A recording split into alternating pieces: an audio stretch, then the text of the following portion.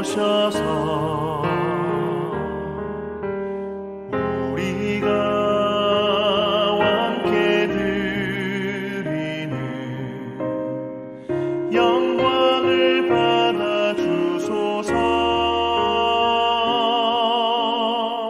우리는 주님의 백성, 주님은 우리 왕이라. 왕이신 예수님 오셔서 좌정하사 다스리소서.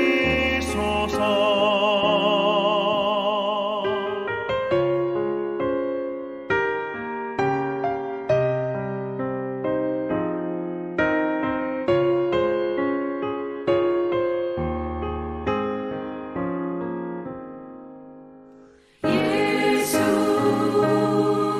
우리 주시여 이곳에 오셔서 우리가 주께 드리는 찬양을 받아 주소서. 우리는 주님의 종들, 주님은 우리 주시라. 주 되신 예수님 오셔서 이 찬양을 받아 주소서.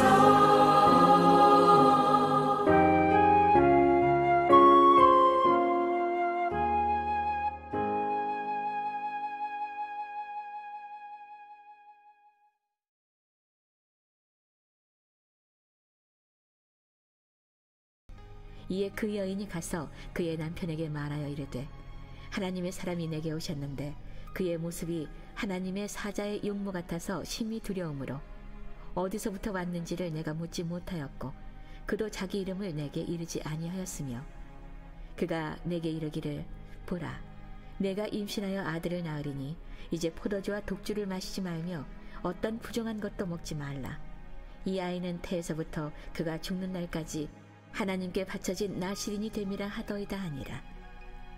마노아가 여호와께 기도하여 이르되, 주여, 구하옵나니 주께서 보내셨던 하나님의 사람을 우리에게 다시 오게 하사 우리가 그 낳을 아이에게 어떻게 행할지를 우리에게 가르치게 하소서 하니, 하나님이 마노아의 목소리를 들으시니라. 여인이 밭에 앉았을 때에 하나님의 사자가 다시 그에게 임하였으나 그의 남편 마노아는 함께 있지 아니한지라. 여인이 급히 달려가서 그의 남편에게 알리어 이르되, 보소서, 전일에 내게 오셨던 그 사람이 내게 나타났나이다 하매, 마노아가 일어나 아내를 따라가서 그 사람에게 이르러 그에게 묻되, 당신이 이 여인에게 말씀하신 그 사람이니이까 하니, 이르되 내가 그러다 하니라. 마노아가 이르되, 이제 당신의 말씀대로 되기를 원하나이다. 이 아이를 어떻게 기르며 우리가 그에게 어떻게 행하리이까? 여호와의 사자가 마노아에게 이르되, 내가 여인에게 말한 것들을 그가 다 삼가서 포도나무의 소산을 먹지 말며 포도주와 독주를 마시지 말며 어떤 부정한 것도 먹지 말고 내가 그에게 명령한 것은 다 지킬 것이니라 하니라. 마노아가 여호와의 사자에게 말하되, 구하옵나니 당신은 우리에게 머물러서 우리가 당신을 위하여 염소 새끼 하나를 준비하게 하소서 하니, 여호와의 사자가 마노아에게 이르되, 네가 비록 나를 머물게 하나 내가 내 음식을 먹지 아니하리라. 번제를 준비하려거든 마땅히 여호와께 드릴지니라 하니, 이는 그가 여호와의 사자인 줄을 마노아가 알지 못함이었더라. 마노아가 또 여호와의 사자에게 말하되, 당신 이름이 무엇이니까? 당신의 말씀이 이루어질 때 우리가 당신을 존귀 여기리이다 하니, 여호와의 사자가 그에게 이르되, 어찌하여 내 이름을 묻느냐? 내 이름은 기묘자라 하니라. 이에 마노아가 염소 새끼와 소재물을 가져다가 바위 위에서 여호와께 드리매 이적이 일어난지라. 마노아와 그의 아내가 본즉 불꽃이 제단에서부터 하늘로 올라가는 동시에 여호와의 사자가 제단 불꽃에 휩싸여 올라간지라. 마노아와 그의 아내가 그것을 보고 그들의 얼굴을 땅에 대고 엎드리니라. 여호와의 사자가 마노아와 그의 아내에게 다시 나타나지 아니하니 마노아가 그제야 그가 여호와의 사자인 줄 알고 그의 아내에게 이르되 우리가 하나님을 보았으니 반드시 죽으리로다 하니 그의 아내가 그에게 이르되 여호와께서 우리를 죽이려 하셨더라면 우리 손에서 번제와 소제를 받지 아니하셨을 것이요 이 모든 일을 보이지 아니하셨을 것이며 이제 이런 말씀도 우리에게 이르지 아니하셨으리이다 하였더라. 그 여인이 아들을 낳음에 그의 이름을 삼손이라 하니라. 그 아이가 자라매 여호와께서 그에게 복을 주시더니 소라와 에스다올 사이 마하네단에서 여호와의 영이 그를 움직이기 시작하셨더라. 오늘 거기 우리가 생각할 말씀의 주제는 규칙보다 더 중요한 것, 규칙보다 더 나은 것이 무엇인가 하는 것을 우리가 다시 말씀의 내용 속에서 살펴보았으면 좋겠습니다. 지금 이미 마노아의 아내에게 여호와의 사자가 나타나셨죠. 우리가 지난주에 보시면은. 그래서 명확한 그 마노아의 아내가 아이를 복중에 품고 있을 때 지켜야 될 원칙, 그리고 아이를 낳았을 때에 지켜야 될 원칙들을 동일하게 알려주셨어요. 이미 나실인의 규칙에 대해서 말씀하시면서 성서에서 보여준 나실인의 그 어떤 서원의 기간이 아닌 태어나면서부터 죽는 날까지 영원한 하나님의 나실인으로서의 사명을 그 아들 삼손은 갖게 될 것이다. 그렇게 이제 그의 삶의 방식, 어떻게 기를 것인가에 대한 원칙까지도 다 알려주셨죠. 포도주와 독주를 가까이 하지 말고 부정한 것을 먹지 말고, 그죠? 또 민수기의 그 나실인의 규제를 보면 부정한 것을 만지지도 말고 머리에 삭도를 대지 말고 영원한 하나님 앞에 그 모든 것을 맡기고 살아가는 그런 나실인의 삶을 살도록 명령을 해 주셨습니다. 자, 그런데 오늘 여기 말씀을 보면 8절에 마노아가 다시 하나님의 사자가 나타나 주시기를 기도하는 그런 모습이 나와 있죠. 하나님 앞에 주여 구하옵나니, 이런 8절을 보시기 바랍니다. 주여 구하옵나니 주께서 보내셨던 하나님의 사람을 우리에게 다시 오게 하사 우리가 그 낳을 아이에게 어떻게 행할지를 가르쳐 주십시오. 이렇게 기도했습니다. 두 가지 모습이 있는 것 같아요. 하나는 하나님의 약속하신 것을 지금 마노아가 믿었어요. 그죠? 아이를 낳을 수 없는 자기 아내인데 하나님께서 아들을 낳게 할 거라는 그 내용 사실을 믿었어요. 근데 하나는 또 뭐죠? 그 말씀하신 내용을 또 한 번 알려달라고, 다시 알려달라고 하는 그런 말씀의 고백을, 기도를 하고 있습니다. 어떤 증거를 요구하기보다는 뭐라고 그랬어요? 어떻게 키워야 할지에 대해서 자세한 내용을 다시 반복해서 좀 알려주셨으면 좋겠습니다. 이렇게 말씀해 주고 있죠. 그래서 하나는 믿음의 모습인데 하나는 또 두려움의 모습이 같이 있습니다. 왜냐하면 이미 자기 아내에게 모든 걸 다 알려줬어요. 그랬는데 뭐라고? 다시 좀 알려주세요. 이렇게 묻고 있습니다. 그래서 낳을 아들이 어떤 삶을 살아야 될지, 어떻게 키워야 될지에 대한 어떤 규칙, 자세한 내용들을 다시 알았으면 좋겠다. 그렇게 말씀을 하죠. 그래서 12절을 보시면은 여호와의 사자가 나타났을 때 마노아가 똑같이 질문하죠. 여러분 12절을 보시면요. 같이 읽겠습니다. 시작. 마노아가 이르되 이제 당신의 말씀대로 되기를 원하나이다. 이 아이를 어떻게 기르며 우리가 그에게 어떻게 하리까? 어떻게 해야 좋겠습니까? 하고 물었단 말이에요. 그래서 하나님께서 마노아의 기도를 들으셔서 다시 하나님의 사자를 보내셔서 마노아에게 나타났는데 마노아가 계속해서 첫 번째 기도도 그렇고 두 번째 기도도 똑같이 이제 이야기하는 거잖아요. 이 아이를 어떻게 키웠으면 좋겠지, 어떻게 길러야 될지를 자세하게 좀 알려달라 그렇게 요청을 했는데 거기에 대한 응답을 14절에 나와 있습니다. 자, 14절 읽겠습니다. 시작. 포도나무에 소산을 먹지 말며 포도와 독주를 마시지 말며 어떤 부정한 것도 먹지 말고 내가 그에게 명령한 것은 다 지킬 것이니라 하니라. 아멘. 자, 그런데 이 내용이 여러분 4절을 보시면요. 다시 4절로 가겠습니다. 13장 4절입니다. 시작. 그러므로 너는 삶과 포도주와 독주를 마시지 않으면 어떤 부정한 것도 먹지 말지니라. 그러니까 내용이 별반 다르지 않아요. 똑같은 이야기를 다시 말씀해 주셨죠. 마노아는 아니 그게 말고요, 그거 말고요, 뭔가 좀 더 새로운 것, 새로운 규칙, 새로운 방법을 알려주세요, 이렇게 거듭 요청했는데 하나님은 마노아에게 다시 똑같은 말씀을 주시면서 그렇게 행하고 가르치면 된다, 이렇게 말씀하신 거죠. 우리가 믿음의 삶 가운데서 하나님의 말씀이라고 하는 것은요, 어떻게 보면 늘 그렇고 그런 거예요. 우리가 좀 신앙생활 오래 하다 보면은 늘 그 말씀이 그 말씀인 것 같아요. 늘 듣는 말씀이고 똑같은 이야기고 늘 하는 설교고 뭐 이렇게 생각하기가 쉬워요. 저번에 말씀드린지 모르지만 제가 전에 사역했던 일회용문에서도 제가 한 번씩 집회를 이렇게 인도한 적이 있거든요. 그러니까 뭐 다른 외부 강사님을 모시고 이렇게 하자고 하면은 뭐 우리 뭐 숫자도 작고 뭐 숫자도 작은데 외부 오시면 좀 미안하고 뭐 부담스럽고 뭐 이렇게 하면서 사관님이 그냥 해주시면 안 되냐고 그래서 이제 제가 2번인가를 했었어요. 그래서 이제 제가 주보에다가 이번엔 제가 순서를 안 했어, 이걸로 안 적었는데 순서를 하잖아요. 그러면 딱 이렇게 이렇게 주보 내고 아 사관님 무슨 설교하려는지 알겠다. 성경하고 본문 제목을 딱 보니까 무슨 이야기 하시는지 알겠다. 뭐 이렇게 이제 이야기를 하는 분들이 몇 명 계셨어요. 그래서 그럼 안 해도 되겠네요. 그냥 끝냅시다. 여기서 다 아는 건데 내가 새삼스럽게 또 힘들게 그걸 왜 하겠냐고 제가 웃으면서 그렇게 이야기하거든요. 그러니까 충분히 이해를 해요. 왜냐하면은 뭐 어릴 때부터 모태신앙에서 쭉 신앙생활 자라가지고 뭐 단장님 되고 정교님 되고 뭐 교회 40년 50년 다니면서 노부님 되셔갖고 이렇게 보면은 아 뭐 무슨 이야기 하실지 뭐 성경도 오래 읽으셨고 그러니까 아신단 말이에요. 근데 말씀이 원래 그런 거예요. 그죠? 우리 늘 똑같은 말씀을 듣잖아요.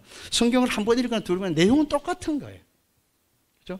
이 하나님의 말씀이 만약에 책이 한 100권 돼가지고 한 번 1편 쪼개 이렇게 읽어가는 게 아니고 완성된 하나님의 말씀의 계시를 우리가 보잖아요. 그런데 이 말씀은 점진적인 계시거든요. 한 번으로 다 깨달아지는 게 아니고 읽으면서 또 들으면서 뭔가 또 성령님이 새롭게 우리에게 우리의 마음을 건드리시고 깨닫게 하시고 감동 주시는 그런 똑같은 설교를 들어도 또 그렇게 늘 새로운 말씀으로 사람들에게 다가오고 또 이번에는 제가 성경을 읽어봐도 또 다른 우리 교회에서 성경 통독을 이렇게 계속 1년에 한두 차례씩 하면은 올해 읽었던 말씀하고 내년에 읽는 말씀이 작년에 읽었던 말씀이 또 새롭게 느껴지는 그런 고백들을 간증들을 하신단 말이에요. 그러면은 똑같은 말씀을 분명히 읽었는데 느껴지는 은혜들이 그때그때마다 다른 거죠. 그러니까 우리가 말씀을 늘 듣는 것은 하나님께서 우리에게 뭔가 새로운 그 말씀을 통해서 우리가 이전에 깨닫지 못했던 은혜들을 우리가 놓쳤던 그런 말씀의 의미들을 새롭게 늘 알아갈 수 있는 은총을 우리가 구하면서 말씀을 듣고 읽는 거죠. 그래서 마노아는 그 사실을 좀 기억하지 못하는 것 같아요. 뭔가 새로운 것이 늘 필요하다. 들었던 말씀이 아니고 듣지 못했던 알지 못했던 말씀, 새로운 뭔가 규칙을 알아야 이 아이를 더 잘 키울 수 있겠다, 이런 생각을 하고 있는 것 같아요. 그래서 제가 늘 부김들에게 말씀해요. 전혀 듣지 못했던 말씀을 듣는 것은 이단밖에 없다. 교회에서 가르쳐주지 않는 새로운 말씀을 알려주는 데는 이단밖에 없다. 그러니까 뭔가 새로운 것을 보면 항상 이단에 빠진다. 늘 듣던 그 말씀이 그거구나 하면은 그게 정상적인 거다. 정상적인 거. 그래서 우리가 하나님 늘 듣던 말씀이 내게 하나님의 새로운 성령의 감동으로 다가올 수 있도록 하나님 우리의 영을 열어달라고, 우리의 영을 밝혀달라고 우리가 기도해야 되는 것이지, 뭔가 전혀 다른 교회에서 배우지 않는 말씀을 여기서 배우려고 하면은 그거는 2단이 되고 3단이 되고 4단이 되는 그런 것밖에 없다는 거예요. 그래서 늘 오늘 내가 듣고 있는 말씀에 대한 감사, 이게 우리의 신앙 가운데 정말 필요한 거예요. 아, 내가 지금 이대로 믿어서 뭔가 괜찮을까? 여러분, 지금처럼 그대로 믿음으로 살면은 반드시 하나님을 만나게 됩니다. 믿음으로 안 살면은 제가 그거는 뭐라고 말을 못 하겠고, 말씀 늘 들어갔던 그 말씀대로 그대로 믿고 그대로 신앙생활 잘 하시면 하나님 앞에 가게 되는 거거든요. 그러니까 뭔가 새로운 걸 안 배우셔도 아무 문제가 없어요, 여러분. 구원받는데 아무 지장이 없어요. 요한복음 마지막 장에 기록되는 이 말씀은요, 이 기록된 말씀만으로 충분해요. 구원을 얻기에 충분하고 믿음의 삶을 살기에 충분하다는 거예요. 그 사실을 여러분 꼭 기억을 해 주셨으면 좋겠습니다. 그래서 그 당시에는요, 여기 교재에 보시면은 145쪽 교재에 보시면요, 어떤 식사를 같이 하거나 그 사람 이름을 아는 것은 새로운 관계를 형성하고 또 관계를 만들었단 말은 서로에 대한 의무를 갖는 것을 이야기한다고 기록되어 있잖아요. 여러분, 이 말씀은 중요한 의미가 한 가지 있어요. 그러니까 우리는 하나님을 더 잘 알기를 원해요. 그런데 내가 하나님을 알면 알수록 어떻게 된다는 거예요? 교제가 깊어지면 깊어질수록 책임이 더 커진다는 거예요. 우리는 그것은 생각지 않아요. 그냥 주님을 더 알고 싶습니다. 주님을 더 은혜 더 받기를 원합니다. 이렇게 우리가 고백하지만 구약의 정통적인 생각은 뭐죠? 그분을 그 사람과 더 깊이 알면 알수록 책임이 의무가 더 많아지는 거예요. 그러니까 내가 하나님을 알면 알수록 더 열심히 주를 사랑하고 더 주를 위해서 헌신해야 되는 거죠. 알면 알수록 신앙이 깊어지면 깊어질수록 더 하나님에 대해서 충성해야 되는 거죠. 그분을 알면 알수록 그분을 더 잘 섬겨야 되는 거죠. 그런데 우리는 아는 것에 대한 사모함은 있는데 그만큼 더 깊은 책임감을 가지고 신앙생활 하는 데는 약간 뒷걸음질 치거든요. 그러니까 아예 모르는 게 나을 수도 있는 거예요. 모르는 게. 여러분을 알면 알수록 훨씬 더 저는 부담스러워요. 왜냐하면 알면 알수록 말을 못해요.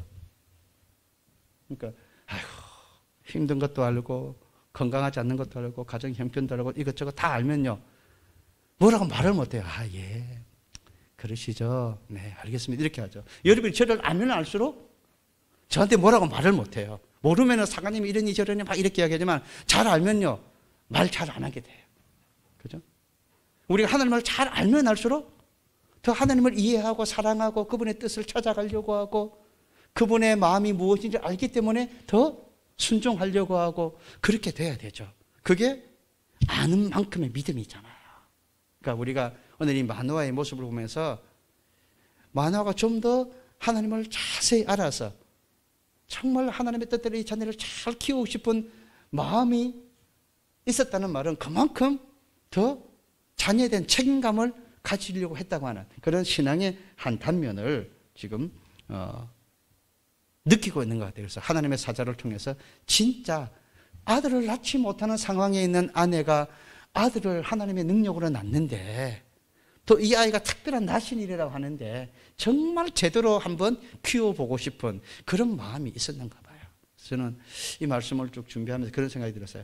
아, 하나님, 정말 하나님을 제대로 알고 제대로 신앙생활 한번 내가 하면서 하고 살다가 주님 만났으면 좋겠다. 우리 마음에 그런 소원이 좀 있었으면 좋겠다 하는 그런 기도를 하게 됐어요. 하나님, 제가 아직도 제가 목회하지만 아직도 모르는 게 많아요. 저도 아직도 성경을 읽으면서 아, 이런 말씀에 이런 뜻이 있구나. 설교를 준비하면서 그런 생각을 할 때가 있고 다른 사람의 설교를 들으면은 또 읽어보면은 아, 내가 보지 못한 이런 말씀에 적용을 하는구나. 제가 지난주 설교 한 사람에 대해서 설교를 했었는데 그 어떤 목사님이 그 한 사람에 대한 내용들을 제가 쭉 검색을 좀 했거든요.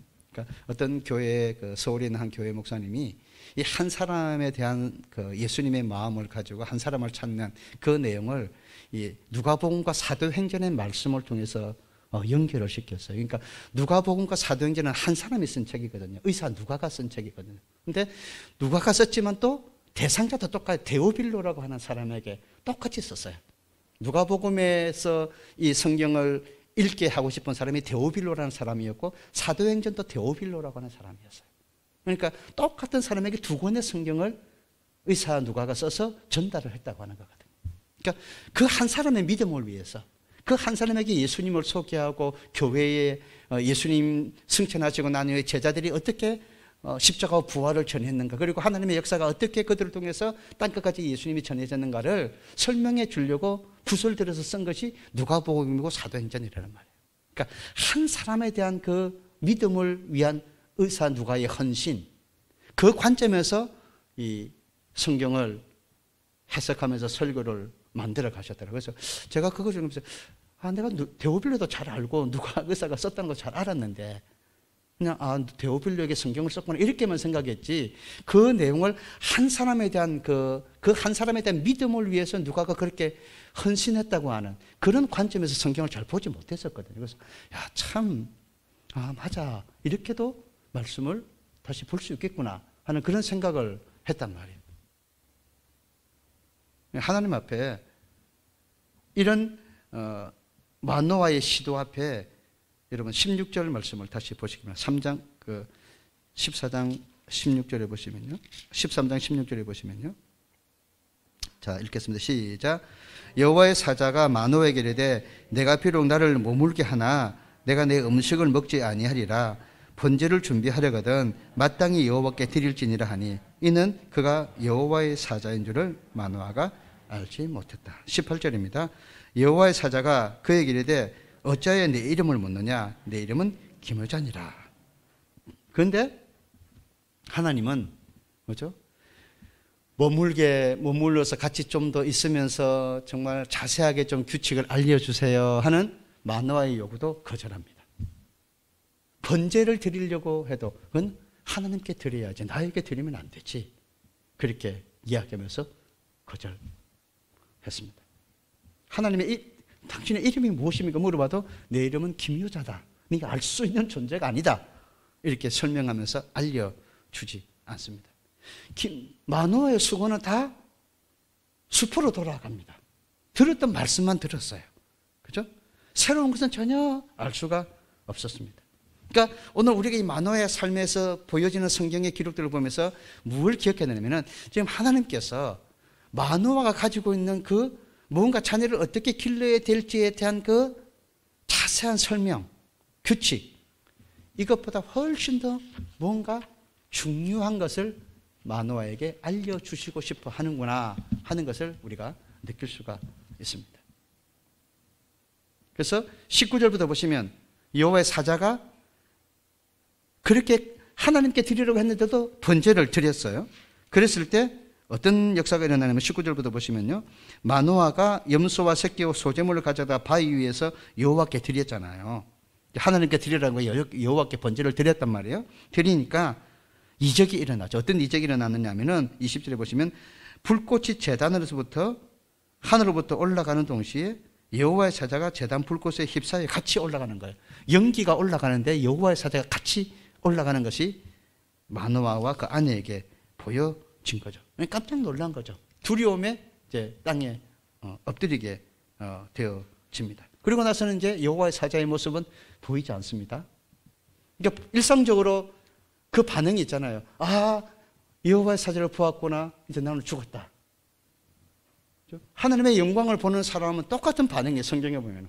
이사야도 성전에서 기도하다가 여호와의 사자를 봤을 때 주여 화로다 나야 망하게 되었구나. 그렇게 고백했잖아요. 그러니까 하나님의 영광을 보는 순간 우리가 너무 부족하고 우리는 너무 정결하지 않고 부정하다는 사실을 깨닫게 되는 거예요. 우리가 하나님의 은혜를 받으면 제일 먼저 하는 반응이 뭡니까? 회개의 반응이잖아요. 내가 주님을 몰랐구나, 깨닫지 못했구나, 내 죄가 너무 크구나. 그래서 하나님을 회개하는 거잖아요.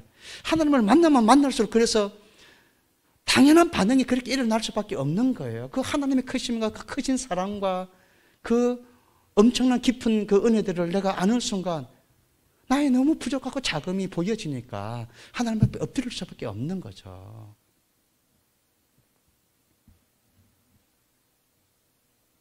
그래서 죽을 줄 알았는데 마노아의 아내가 그러잖아요.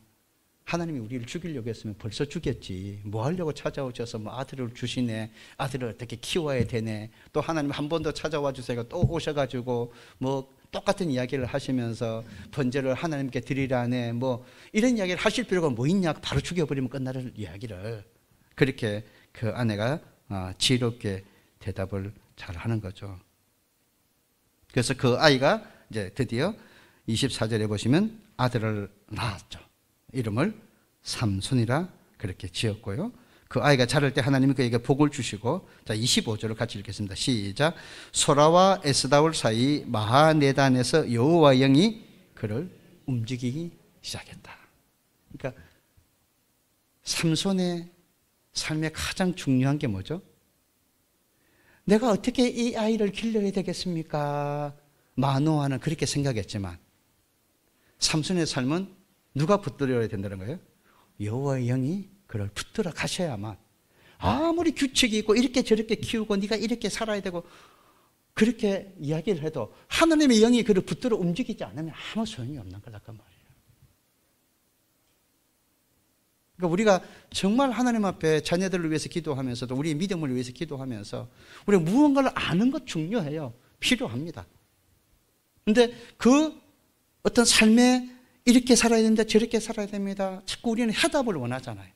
그런데 하나님은 해답을 말씀하지 않고 내가 너와 함께하며 너를 붙들고 있다. 이걸 알아야 된다. 그렇게 말씀하시는 거예요. 삼손을 어떻게 키워야 될지 다른 특별한 규칙을 알 수 없었어요. 그런데 하나님 뭘 보여주는 거예요? 하나님의 영이 삼손을 붙들고 움직이기 시작하니까 삼손이 사사로서의 일을 하게 되어지는 거죠. 우리가 오늘 이 말씀을 통해서 꼭 기억해야 될 게 있습니다. 하나님의 선하심을 믿는 것입니다. 하나님의 함께 하시고 인도하심을 믿는 것입니다. 어떤 길을 가든지 하나님 이게 맞습니까? 물으면 하나님이 그래 그게 맞다. 쭉 직진으로 가다가 우회전해서 거기 잠깐 서서 신호등 딱 박으면 초록불 들어오면 딱 건너가가지고 지하철 타지 말고 버스 타고 가거라. 이렇게 하나님이 말씀하시지 않잖아요. 여러분 마음대로 버스 타니 지하철 타잖아요. 나는 그냥 차 가지고 갈래요 하잖아요. 어떤 형태로 살든지 중요한 것은 하나님의 자녀들과 함께 하시는 하나님, 그 하나님의 자녀를 사랑하시는 하나님, 도우시고 지키시는 하나님, 그 하나님을 잊어버리지 않고 사는 것입니다. 그 하나님의 인도를 쫓으려고 하는 것입니다. 그게 훨씬 더 규칙보다 중요하다고 하는 것입니다. 하나님과의 관계, 하나님을 사랑하고 그분의 말씀을 가까이 하고 그분 안에서 즐거워하고 그분 품을 의지하면서 살아가는 그 삶을 내가 배우지 못하면 우리가 아무리 통독을 백독을 하고 성경을 눈을 감고도 줄줄 외워도 그 말씀 안에서 나를 사랑하시고 나와 함께 하시는 그 하나님을 만나고 그분과의 관계를 만들며 인도를 따라가지 못하면 그런 모든 지식과 규칙은 내게 아무 의미가 없는 것입니다. 여러분, 오늘부터 믿음의 삶을 여러분들이 여러분의 삶 속에 살잖아요. 무슨 일이 어떻게 일어날지 두려워요. 앞이 보이지 않아요. 우리 지난주에 송기정 부교님이 학교에 학생 하나가 감염이 돼가지고 학교가 발칵 뒤집어졌잖아요. 우리 예리도 그런 일이 있었고요. 또 지난주에 김창현 부교가 금요일 날 거래처 상담을 30분 했는데 그 직원이 코로나가 걸렸대요. 월요일 날 회사에서 전화가 와가지고 우리 직원이 코로나 걸려서 상담을 받았는데 어떡하냐고 그렇게 전화 와서 보건소에서 연락이 왔대요. 밀접 접촉자라. 그래서 코로나 검사 받으라고. 저한테 전화가 왔어요. 성환이 그래서 큰일 났네 이거 진짜. 내가 악수도 하고 우리 교인들 다 그때 또 암송대회 한다고 와 있었는데 월요일 날 또 사장님 알고 계셔야 될 것 같다고 너무 감사한데 그래서 결과 나오면 내일 아침에 결과 나온다 그래서 결과 나오면 연락 주니까 아침에 8시 안 됐는데 전화 왔더라고요. 사장님 음성이래요. 그래서 할렐루야 잘 됐습니다. 양성이라 그러면 부교인들 다 전해서 다 보건소 가서 검사 맡아서 이래야 되잖아요. 저도 가고. 네? 그리고 다 음성 나오면 괜찮아요. 또 누가 확진 하나로 생기면은 김근성아 또 예배 드리라고 또 왜 하필이면 그때 암송대회 하라고 다 나오라 그래. 뭐 이래 진짜 또. 이게 위험이 우리 가까이 와 있단 말이에요. 언제 어떻게 자기와 전혀 내가 의도하지 않는데 누군가가 나에게 나도 모르는 사이에 와서 그런 상황을 만들어 보면 꼼짝없이 당하는 거예요. 모든 지금 코로나 그것이 교회든 직장이나 다 그런 상황이에요. 누가 일부러 코로나 걸려가지고 교회 퍼뜨리려고 예배 들어오는 사람 아무도 없어요. 회사도 그렇고 학교도 그렇고 그런 사람 아무도 없단 말이에요. 자기도 모르는 사이에 우연치 않게 그런 일들이 내게 다가온단 말이에요. 오늘 지금 그런 상황에 살고 있어요. 어떻게 방역을 해야 됩니까? 손을 30분 씻고 비누로 씻고 이런 규칙들이 필요하지만 그때마다 우리가 믿음 생활하면서 하나님 어떻게 될지 잘 모르겠는데 하나님 이 속에서도 나와 함께 하시는 하나님, 그 하나님 잃어버리지 않고 살게 해주세요. 이게 우리의 믿음이 되어야 되는 거죠. 이럴 때 우리가 더 하나님 이 시대를 보고 우리 교회를 보고 기도하는 그런 사람들이 되게 해주세요. 그러니까 우리가 하나님 앞에 더 하나님의 이 땅의 치유하심을 위해서 우리가 더 기도의 책임을 다하고, 물론 우리가 방역도 하고 조심해야 되고 다 해야 되지만 그것만 그렇게 한다고 해서 어느 순간 나도 모르게 감염되는 상황이 찾아오기도 하잖아요. 우리의 상황이 지금 그렇습니다. 하지만 하나님, 그 상황 속에서 내가 하나님을 기억하고 내 영혼의 주인 되시고 아버지 되신 하나님이 계심을 늘 잊어버리지 않냐고, 또 하나님의 말씀 속에서 그 하나님의 그 사랑과 지키심을 우리가 다시 되새기면서 하나님 지금까지 지내온 것 주의 크신 은혜임을 우리가 알고 또 이후로도 우리가 주의 은혜 가운데 살아야 될 존재인 것을 기억하면서 그 하나님과의 관계를 내가 놓치지 않고 살아가는 그런 믿음의 삶의 길을 걸어가지 않으면은 뭔가 자꾸만 다른 규칙과 원칙과 어떻게 살아야 될 삶의 방법을 찾다가 하나님을 놓치고 하나님의 사랑을 놓치고 은총을 놓쳐버리고 살아가는, 나도 모르는 사이 하나님이 내 멀리에 서 있는, 늘 나와 함께 하시는 하나님인데 내 마음에 계신 하나님인데 나는 이곳에 있고 하나님은 저곳에 있는 그런 모습을 내가 느껴버리게 될 때가 있다는 말이에요.